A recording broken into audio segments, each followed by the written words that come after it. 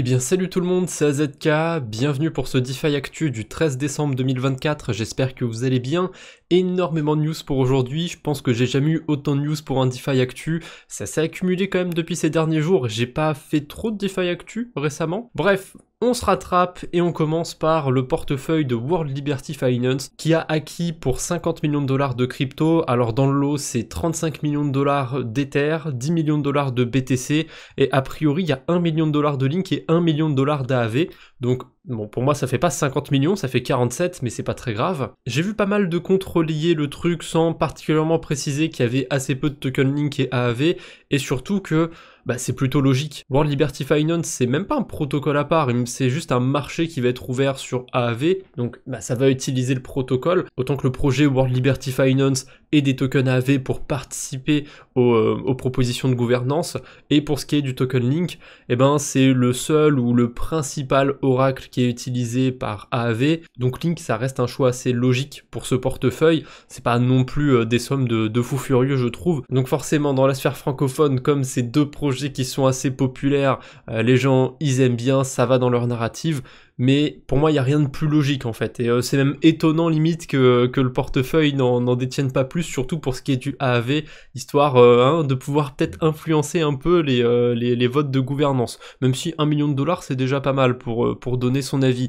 Bref, on enchaîne avec les ETF autour d'Ethereum. Il me semble qu'on avait une news sur ça il n'y a pas si longtemps, qu'il y avait un jour où il y avait plus d'entrées sur les ETF ETH que Bitcoin. Et là, sur les 48 dernières heures, alors pas au moment où j'enregistre la vidéo, c'était un petit peu avant, c'était le 11 décembre que ça a été publié, BlackRock et Fidelity, donc les deux principaux ETF, ont acheté pour 500 millions de dollars d'Ethereum. Petit à petit, on sent qu'il y a des fonds qui viennent un petit peu sur Ethereum, sur ces ETF, et finalement, ça ressemble un peu au cycle qu'on connaît traditionnellement, c'est-à-dire que l'argent va d'abord sur Bitcoin, ensuite sur Ether, ensuite sur des altcoins. Alors pour les gros investisseurs institutionnels, il y a des trusts, il y a des fonds qui vont leur permettre d'investir sur certains coins. On a une petite news d'ailleurs par rapport à ça. Pour le commun des mortels qui investissent via des ETF, pour l'instant, il n'y a que BTC et ETH qui sont passés aux États-Unis en tout cas. Rappelez-vous, il y a quelques temps, Michael Saylor a pitché Bitcoin à Microsoft. Le but c'était d'essayer de les convaincre d'investir, de mettre une partie de leurs réserves en Bitcoin. Bon, sans surprise, c'est pas passé. Par contre, je trouve que le chiffre est quand même assez abusé. Il y a que 0,55% des actionnaires de Microsoft qui ont voté en la faveur de cette proposition pour Bitcoin. Donc 99% de non. Après, il faudrait quand même savoir de quoi sont composés les actionnaires de Microsoft. Si ça se trouve, c'est comme sur la DeFi, et il y en a quelques-uns qui détiennent la majorité du pouvoir de vote, et à eux seuls, ils ont pu décider de si ça passait ou pas, j'en sais rien. En tout cas, c'est pas une grosse surprise, je trouve. Peut-être qu'un jour, ils changeront d'avis, sait-on jamais. On a le gestionnaire d'actifs AMP qui a 56 milliards de dollars sous gestion, qui achète pour 27 millions de dollars de Bitcoin, ce qui est pas une énorme somme pour eux, mais c'est toujours le genre de news positive qu'on aime bien voir. Tiens, une news générée par intelligence artificielle. Il y a un projet qui s'appelle GoodTech, il me semble que c'est lié à un token, etc. Mais bon, ça j'en ai un peu rien à foutre. Et ils ont un compte Twitter, du coup, avec une IA qui regarde un petit peu tout ce qui se passe sur Twitter et qui va juste publier certaines news plus ou moins intéressante, et j'ai regardé un petit peu ce qui était posté sur ce compte par curiosité, et j'ai quand même trouvé une news intéressante. Bon, ça va, je m'en fais pas trop, je pense que je vais pas encore être remplacé par des IA, pas tout de suite, laissez-moi encore un petit peu de temps s'il vous plaît. Enfin bref, la news en question de cette IA, c'est par rapport à l'USDE, le stablecoin d'Ethena, qui serait passé en 3e position en termes de plus gros stablecoin. Après, c'est pas étonnant parce que le DAI, forcément, ils sont en train de migrer vers une nouvelle version, vers l'USDS. Alors les deux vont continuer d'exister pour plusieurs raisons, notamment le fait qu'il y ait une blockchain qui repose uniquement sur le DAI, c'est la Gnosis Chain, mais forcément vu qu'il y a cette migration, il y a un peu moins de DAI qu'avant, maintenant il y a des USDS en plus en circulation. Je pense que si on additionne les DAI et les USDS qui sont en circulation, je suis à peu près sûr que ça dépasse la quantité d'USDE d'Ethena, Mais voilà, c'est factuel, si on regarde les stablecoins individuellement, le stablecoin d'Ethena est passé à la 3e place, ce qui est plutôt pas mal hein, pour un protocole dont il y a encore quelques mois, il y avait pas mal de FUD autour. Hein. On a Mod Network qui lance quelque chose de nouveau, il lance le VE Mod Agent Club, donc en gros, ceux qui vont aller staker des tokens mod, ils vont pouvoir avoir accès à certaines bêtas autour des agents IA, il y aura même des airdrops. Il y a un truc qui était assez fou, voilà, dans le premier post, a priori, tous les projets IA qui vont être lancés sur Mod, c'est source, c'est Mod eux-mêmes, donc tous les projets qui seront lancés sur leur blockchain, il y aura un airdrop qui sera fait aux gens qui stake des tokens Mod. Pourquoi pas, je trouve que ça donne pas mal de plus-value au token, en plus il s'est fait plutôt malmener ces derniers jours. Cette narrative des agents IA, j'y crois moyen, mais je sais pas pourquoi, j'ai envie de la surfer un petit peu, donc c'est pour ça que j'ai un petit peu de token mod dans mon portefeuille, je saurais même pas dire combien j'en ai quelques centaines de dollars je crois. Ouais, j'en ai 200 $ dans mon portefeuille et 100 $ qui sont stakés, donc je vais peut-être aller en staker un petit peu plus, parce que c'est plutôt flexible, il faut juste attendre une semaine pour unstaker, pour récupérer ces tokens mod, donc je trouve que le système est pas trop contraignant. Après, à voir ce que ça va donner, parce que pour l'instant, les agents IA, ça se développe bien sur la blockchain Base, je crois qu'il y en a sur d'autres écosystèmes, mais j'en entends pas mal parler sur Base, donc je sais pas si Mod arrivera vraiment à surfer cette hype, à surfer cette narrative. Là, ils ont un post qui a été publié depuis 2 heures à peu près au moment où je fais la vidéo, ils ont fait 5400 vues, alors que quand même dedans, ils parlent d'airdrop et compagnie, donc j'ai pas l'impression qu'il y ait tant d'engouement que ça du côté de Mod, c'est pour ça que je me suis pas non plus surexposé à ce token, mais je vais continuer de surveiller ce qui se passe sur cet écosystème. Ils ont l'air de vouloir se lancer à fond dans cette narrative, donc qui sait, peut-être que ça va prendre, on verra bien. Tiens, une blockchain dont personne ne parle quasiment, en tout cas dans la sphère francophone, je trouve qu'il n'y a pas grand monde qui en parle, c'est Corn. Corn, c'est une sorte de Blast version Bitcoin. Blast, concrètement, c'est ceux qui ont popularisé le système de points. Ils avaient fait un truc où il fallait bloquer des liquidités sur Ethereum pour farmer des points. Ensuite, ils ont lancé leur Layer 2 et fallait bridger des liquidités sur leur Layer 2 pour aller continuer de farmer des points, etc. L'airdrop était pas si mauvais que ça, mine de rien, du côté de Blast. Bon, par contre, comme c'était très mercenaire, là, Blast, certes, il y a encore pas mal de liquidités, mais je trouve que l'écosystème est plutôt mort, hein, franchement. Il n'y a pas grand chose de sexy à faire là-bas, donc forcément je vois pas très long terme du côté de Corn, mais ça m'a l'air plutôt sympathique, hein, ça se forme exactement de la même manière, et là ils viennent de lancer leur mainnet. Alors j'ai été voir, pour l'instant il y a rien à faire, hein. Pour l'instant c'est vraiment trop neuf, il y a pas grand chose. Par contre il y a un truc qui est différent de Blast, c'est que Blast ils avaient tout leur écosystème dès le début avec des protocoles qui sont propres à Blast. Corn, ils ont pas mal de partenariats, il y a plein de protocoles qui vont être lancés ou qui viennent d'être lancés sur leur blockchain, mais il n'y a pas beaucoup de protocoles qui sont propres, qui sont uniques à cet écosystème, je trouve, donc on va voir comment ça va se développer. Pour l'instant, il n'y a rien d'intéressant, mais dès qu'il y aura des trucs intéressants, enfin, s'il y a des trucs intéressants, on en reparlera probablement dans un Quadbo sur la DeFi. Allez, on enchaîne avec les mauvaises nouvelles du jour, il y en a vraiment pas beaucoup, donc on va passer ça assez vite. On a tout d'abord le DEX Clover qui s'est fait hacker a priori à hauteur de 500 000 $, 133 Ethereum, c'est sur la blockchain Base, les fonds ils ont déjà été bridgés sur Ethereum, j'ai pas vérifié, mais ça m'étonnerait pas qu'ils soient déjà passés par Tornado Cash, donc à mon avis c'est mal barré pour ceux qui avaient des liquidités sur le protocole. Ensuite, il y a une adresse qui s'est fait dérober quasiment 8 millions de dollars de Solve BTC après avoir signé une fausse transaction, ça peut arriver quand vous vous connectez sur un faux site qui vous promet un airdrop et dès que vous vous connectez sur site, votre wallet s'ouvre, vous ne regardez pas le wallet, vous passez la transaction et vous faites drainer votre portefeuille. Alors là, ce qui me paraît étonnant quand même, c'est que 8 millions de dollars, c'est pas une petite somme. J'ai été vérifié on-chain et ça a l'air d'être vraiment ça, ça a l'air d'être vraiment quelqu'un qui s'est fait avoir bêtement. Le truc, c'est que derrière Solve, il y a pas mal de liquidités qui sont plus ou moins liées à Binance et qui du coup sont dans la main de personnes plus ou moins compétentes. Donc là, c'est possible que ces 8 millions de dollars n'aient rien à voir avec Binance, mais si c'est le cas, c'est quand même chaud. Allez, on enchaîne avec les levées de fonds comme d'habitude, et on va commencer par deux trucs qui sont passés mais qui sont pas réellement des levées de fonds. C'est un petit rappel pour vous dire de faire attention. Parfois on a ce genre de news qui peut être relayé et qui sont mal interprétées, mal comprises. D'ailleurs dans les premiers mois des DeFi Actu, ça m'est arrivé plein de fois de passer ce genre de news et de pas me rendre compte que c'était pas réellement des levées de fonds.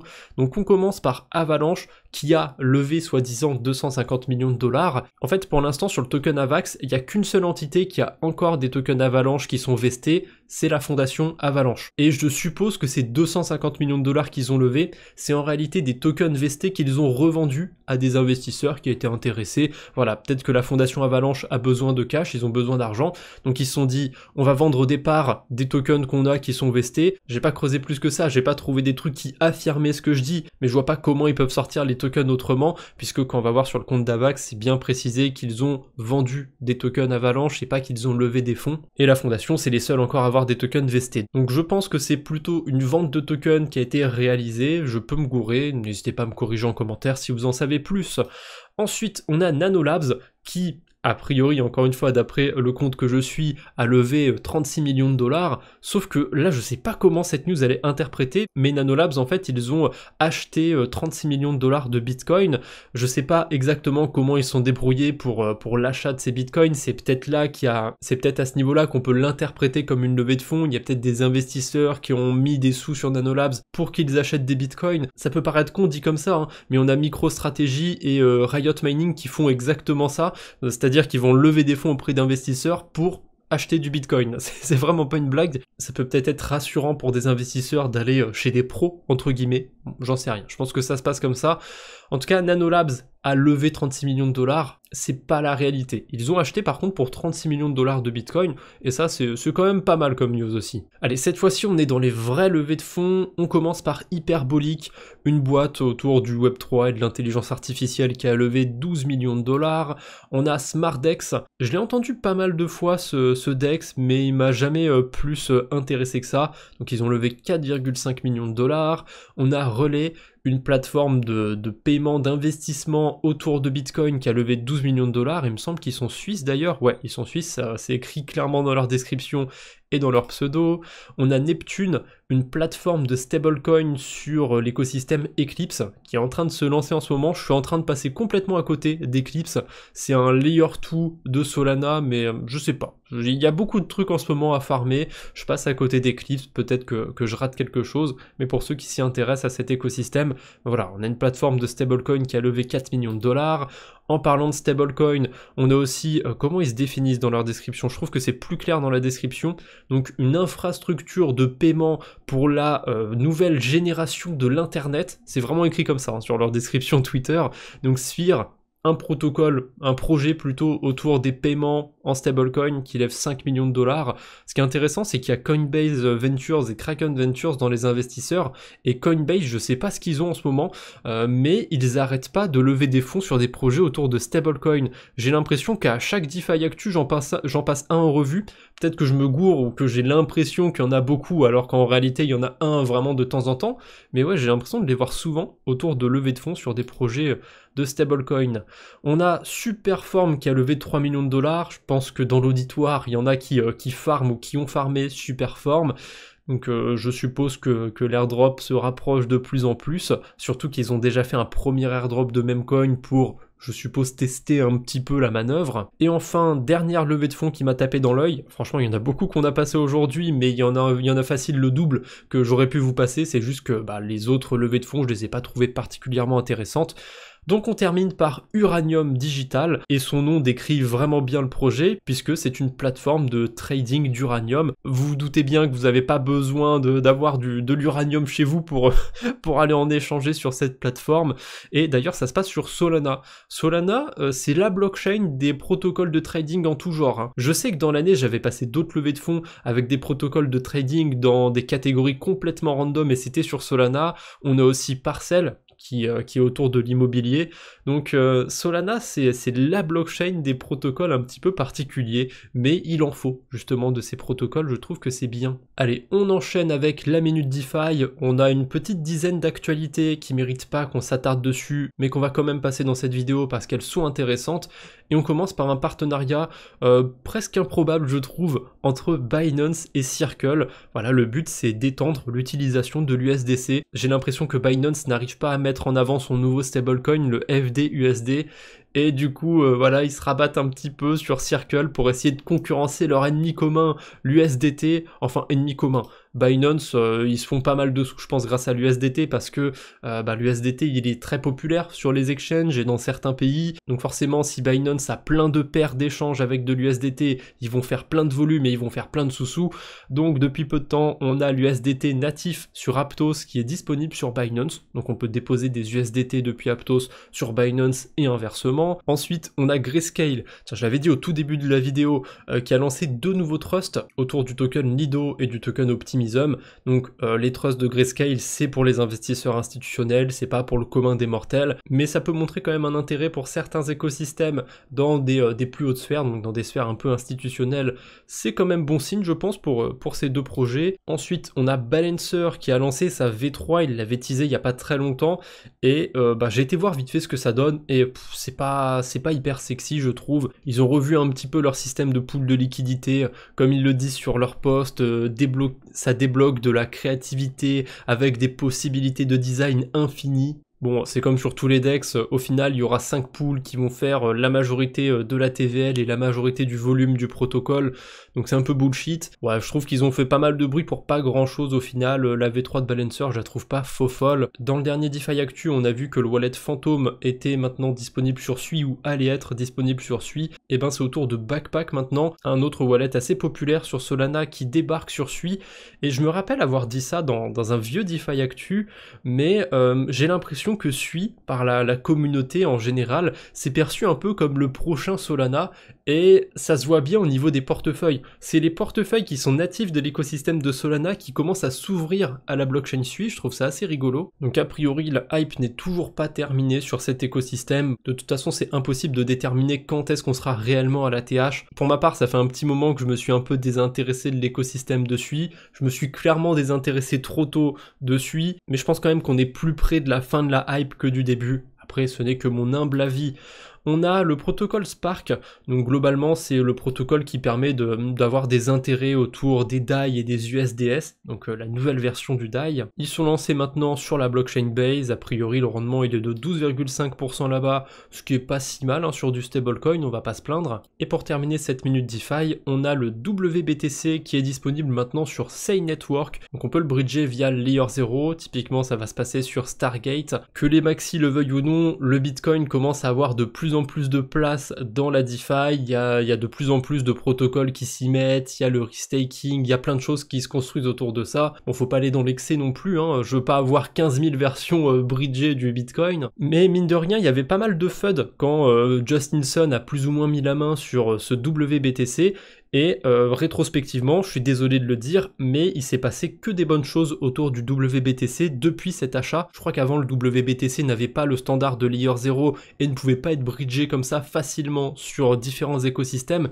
J'ai un doute, hein, je suis pas sûr à 100% de ce que je dis. En tout cas, ils ont quand même multiplié les intégrations depuis ce rachat, et je trouve que c'est une bonne chose. Voilà, c'est à peu près tout ce que j'avais pour cette minute DeFi. On enchaîne avec un point airdrop. Normalement, c'est un format de vidéo que je fais à part. C'est un peu comme les DeFi Actu, mais version light, version uniquement sur les airdrops. Et ben là, il y a tellement de news qui sont tombées juste sur les airdrops que je fais carrément un format dans le format, vous voyez. Donc petit point airdrop, on va commencer vite fait par le token Danzen. J'ai de la chance pour une fois. D'habitude quand j'ai un airdrop, ceux que je hold, c'est ceux qui dump, et ceux que je vends, c'est ceux qui pump. Donc j'ai toujours la poisse, mais là sur les 2 derniers j'ai plutôt eu de la chance. On va pas le repasser en revue parce que j'ai fait une vidéo dédiée, mais le token de Suiland, je l'ai vendu. Pour l'instant, il a dump, et le token Danzen, je l'ai pas encore vendu, et il a pumpé, il a atteint un peu plus d'1 centime hier, et là je crois qu'il est toujours aux alentours d'1 centime, ouais, sur mon portefeuille il est à 0,98 centimes, donc il est à 1 centime, on va pas chipoter, et mine de rien, cet airdrop m'a rapporté quasiment 300 $, hein, sa valeur actuelle sur mon portefeuille c'est 300 $, donc pas mécontent de cet airdrop, même s'il y a une bonne partie des points que j'ai farmé dessus qui ne provenaient pas de moi, mais qui provenaient de mon lien d'affiliation. En tout cas là, je pense que je vais pas tarder à vendre les tokens Danzen, j'en reparlerai sur la chaîne principale dans mon format Journal DeFi, où je vous montre et je vous explique ce que je fais avec mon portefeuille. D'ailleurs, il y a eu quelques mouvements déjà depuis le dernier épisode, j'avais pas autant de liquidité sur Optimism avant, avant, mais c'est normal, il y a une raison pour laquelle j'ai pas mal de liquidités sur Optimism maintenant. Bref, pour Anzen, ça se passe plutôt bien. On a l'airdrop de Magic Eden qui est tombé. Alors c'est un peu casse-couille, honnêtement, pour cet airdrop. Il faudra absolument télécharger l'application Magic Eden sur son smartphone. Vous êtes obligé de l'avoir pour aller réclamer l'airdrop. Bon, c'est comme ça, c'est la vie. Par contre, si vous avez utilisé Magic Eden avec autre chose que l'application Magic Eden, vous serez quand même potentiellement éligible, hein, ça va dépendre de ce que vous avez fait dessus. Moi, j'ai dû échanger 2 NFT grand max, donc sans surprise, je suis pas éligible. Mais si vous avez eu pas mal d'activités sur Magic Eden, normalement, ça devrait aller. En fait, il y a un site que je vous mettrai en description sur lequel il faut se connecter, sur lequel il faut connecter justement votre application Magic Eden, et vous allez pouvoir lier vos autres portefeuilles ensuite et pouvoir réclamer votre airdrop en une seule fois. Donc vous aurez le lien dans la description pour ceux que ça intéresse, si jamais vous êtes passé à côté. Je trouve que c'était pas hyper évident. J'ai pas fait de vidéo dédiée sur Magic Eden parce que j'étais pas éligible, donc c'est assez compliqué de vous montrer comment ça marche si je suis pas éligible de mon côté. Et tant pis pour moi, hein, j'avais qu'à être éligible, hein, ça m'aurait fait plus d'argent en double, parce que j'aurais eu l'airdrop, et en plus j'aurais fait une vidéo dessus, la YouTube Money. Rassurez-vous, les vidéos rapportent quelques euros au maximum hein, sur cette chaîne, hein, c'est pas non plus, je roule pas non plus sur l'or avec YouTube. Bref, pour en terminer vite fait avec cet airdrop de Magic Eden, il y a quelqu'un qui a trouvé un cluster de fous furieux, 1350 wallets en un seul cluster, qui ont récupéré à eux tous 400 000 tokens, une valeur de 2 millions de dollars qui ont été envoyés sur Binance, hein, bien évidemment. Donc là on est sur un cas typique hein, d'un airdrop en 2024, hein, voilà, c'est un procédé qui s'est un peu industrialisé, et c'est plutôt commun de voir ce genre d'adresse, de voir ce genre d'activité sur les airdrops en 2024, voilà, tant mieux j'ai envie de vous dire pour ceux qui ont réussi à farmer ça. Mais évidemment sur le papier ça a l'air sexy, ça a l'air facile. Il y avait quelqu'un qui avait farmé l'airdrop de ZK Sync mais comme un cochon, hein. Il avait récupéré plusieurs millions de dollars de tokens, sauf qu'il avait expliqué que ça lui a coûté quelque chose comme 300 000 dollars ou je sais plus, plusieurs centaines de milliers de dollars en frais en tout genre, parce qu'il a vraiment fait les choses de la manière la plus carrée possible. Chaque adresse qui avait farmé l'airdrop de ZK Sync avait une IP différente et compagnie. Il y avait un système où toutes les adresses faisaient des activités différentes. Enfin, c'était complètement fou. Je me souviens plus du post en détail, mais je l'avais vu et franchement, c'était assez dingue à lire. Il y a quelqu'un qui s'était vraiment donné du mal pour farmer l'airdrop de ZK Sync. C'était littéralement impossible de griller que toutes ces adresses étaient à lui parce qu'il avait vraiment mis toutes les protections possibles pour pas se faire griller, mais ça coûte énormément d'argent. Alors c'était rentable pour son cas, mais est-ce que vous avez déjà 300 000 dollars dans votre portefeuille, 300 000 balles? Est-ce que vous êtes prêt à claquer tout cet argent aussi sans être sûr à 100% de récupérer un airdrop? On a eu la même chose sur Hyperliquid. Certes, il y a des adresses qui ont touché 1000 balles, 2000 balles, 5000 balles sans avoir trop farmé, sans avoir trop dépensé. Il y en a qui ont récupéré moins que ça et qui avaient perdu de l'argent en faisant de l'effet de levier sur Hyperliquid. Il y en a qui ont claqué 100 000 balles, 200 000 balles de frais, qui ont récupéré 1 million, 2 millions. Il y a un peu de tout sur ce genre d'airdrop. C'est difficile de faire des généralités bien évidemment. Mais en général, sur les énormes gagnants comme ça qui ont récupéré des millions de dollars, croyez-moi, c'est pas le random chez lui qui peut faire la même chose, hein. C'est compliqué et en général ça coûte de l'argent. Un truc qui ne coûte pas d'argent, qui est complètement gratuit, c'est le track, le tableur regroupant les airdrops de manière collaborative. Alors il porte mal son nom parce que ça se fait de moins en moins de manière collaborative, et en plus maintenant il est un peu en train de muter. Je prends mon temps, je sais pas trop dans quelle direction aller, donc je garde les outils essentiels sur ce tableur. Petit big up à Tremio qui m'aide à le mettre à jour et qui m'aide beaucoup d'ailleurs. J'ai l'impression que c'est lui qui rajoute 90% des airdrops en ce moment. Donc il y en a pas mal qui sont listés déjà. Vous aurez le lien dans la description. Peut-être qu'il y en a un dont vous êtes passé à côté, et il y en a qui remontent à plusieurs mois encore et dont les tokens sont encore réclamables. Donc pensez à les vérifier. Scroll typiquement, bon je pense que les gens ont déjà réclamé leurs tokens, mais on sait jamais. Si jamais vous êtes passé à côté de l'airdrop merveilleux de Scroll, vous avez jusqu'au 20 janvier 2025.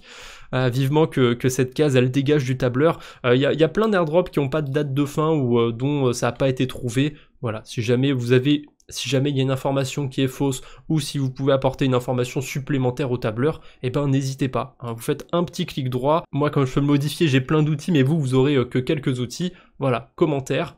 Vous mettez un commentaire et si l'information est pertinente, eh bien elle sera ajoutée sur le tableur. En ce moment je trouve que je l'ai pas assez mis en avant, c'est assez dommage de ma part parce que si je veux que l'outil reste utile, reste pratique, eh bien il faut le mettre en avant. Et d'ailleurs, tant qu'à mettre en avant le tableur, je vous mettrai aussi le lien du Discord de la chaîne YouTube dans la description.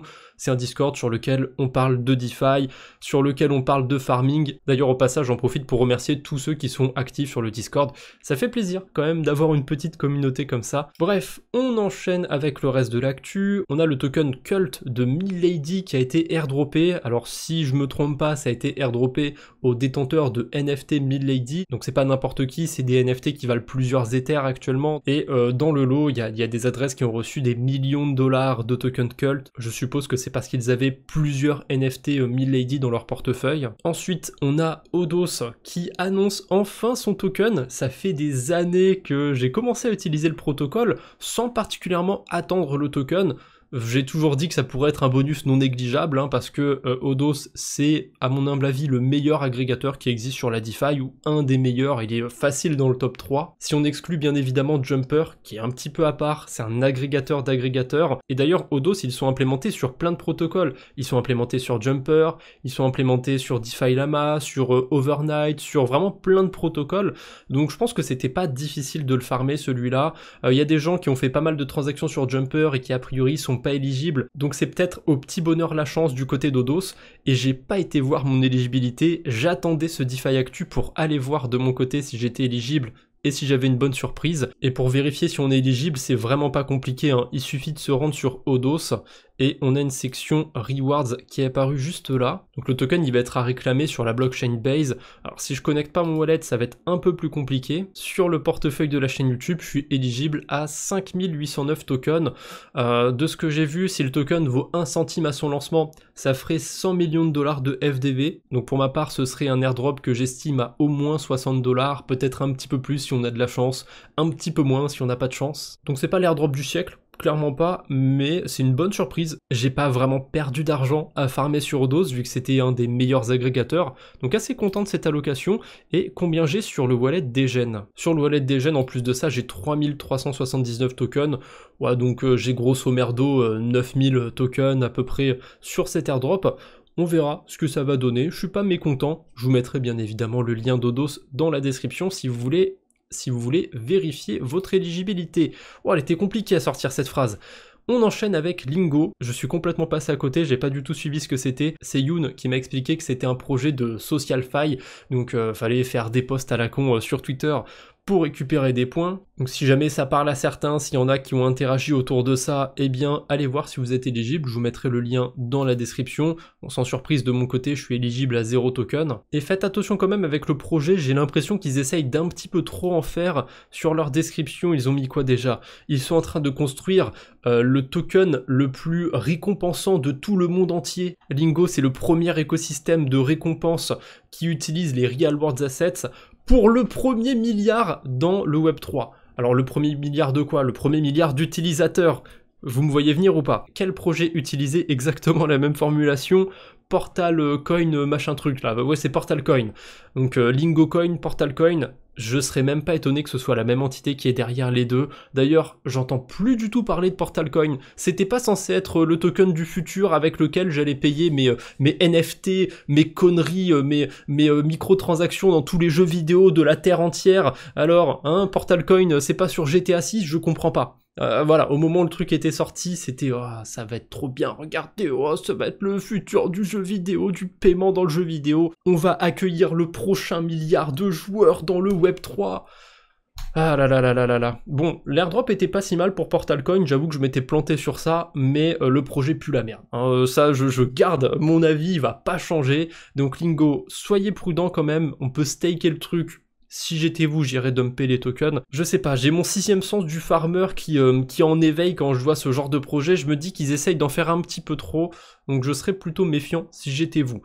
On a un autre protocole qui a fait son airdrop. Je connaissais deux noms, mais j'ai jamais farmé dessus. De toute façon, il n'y avait pas énormément de liquidité. Le protocole en question, c'est Nabla Finance, et j'ai l'impression que pour cet airdrop, il fallait avoir essentiellement fait des quêtes du côté de Galaxy et compagnie. A priori, ils utilisent aussi Sablier pour le lancement de leur token.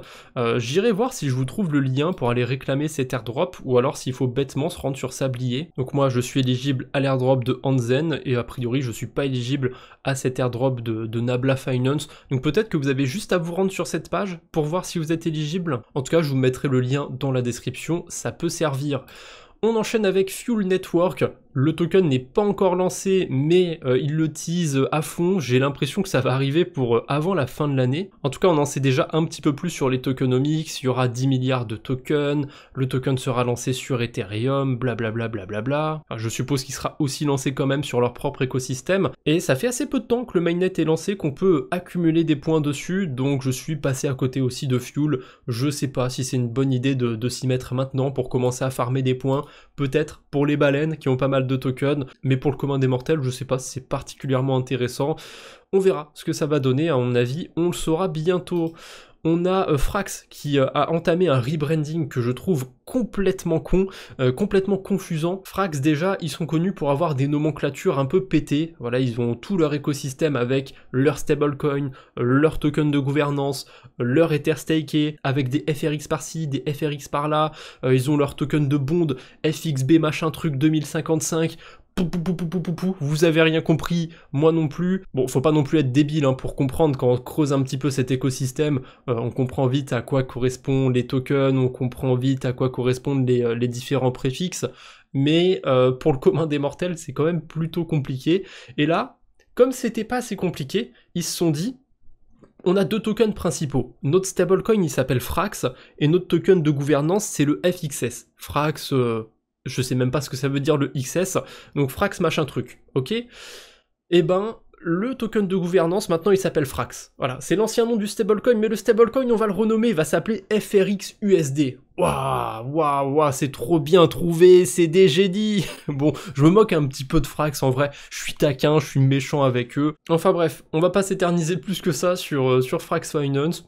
Ils continuent de développer leur écosystème, je leur souhaite que du bon à l'avenir, mais c'est vrai que ce genre de rebranding comme ça, c'est un petit peu confusant, et j'ai quand même toujours cette pensée que un projet qui se rebrand, bon, parfois ça peut arriver que ce soit pour de bonnes raisons, mais en général, c'est un projet qui est un peu en perte de vitesse, et pour le coup, au début de la vidéo, je vous ai parlé d'Ethena, son stablecoin est passé en top 3 des stablecoins, Frax, pour le coup, c'est pas fameux, je pense sur cette année 2024. Allez, pour terminer cette vidéo, deux actus un peu plus légères. La première, c'est une actualité autour de Twitter.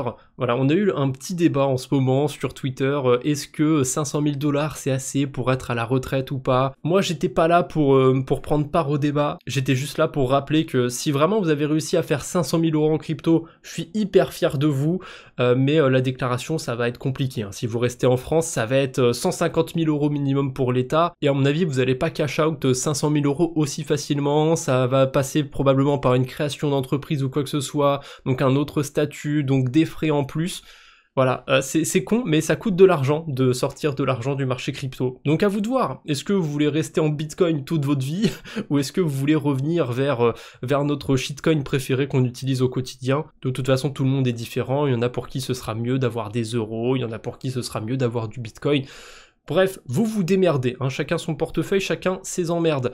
Allez, pour terminer le petit mème du jour, on a Donald Trump qui a lâché sa meilleure punchline. Donald Trump, il était là pour sonner le début de la séance de trading au New York Stock Exchange, et il y avait entre autres Jim Cramer qui était là. Donc Jim Cramer, il est assez connu aux États-Unis, il a une émission où il parle de spéculation, il va parler de bourse majoritairement, et il est connu pour donner des prédictions qui sont un peu merdiques. En général, les gens disent qu'il faut faire l'inverse de ce qu'ils disent. Factuellement, je sais pas si c'est vrai de chez vrai, ou si c'est un biais de confirmation, qu'à chaque fois qu'il se trompe, tout le monde le ressort et tout le monde se moque un peu de lui. Et du coup, ce Jim Cramer a demandé à Trump si les Américains doivent acheter des actions, et Trump lui a rétorqué « Je ne veux pas me retrouver dans une situation où ils le font et où nous avons une baisse, cela peut arriver, vous le savez mieux que quiconque dans le monde. »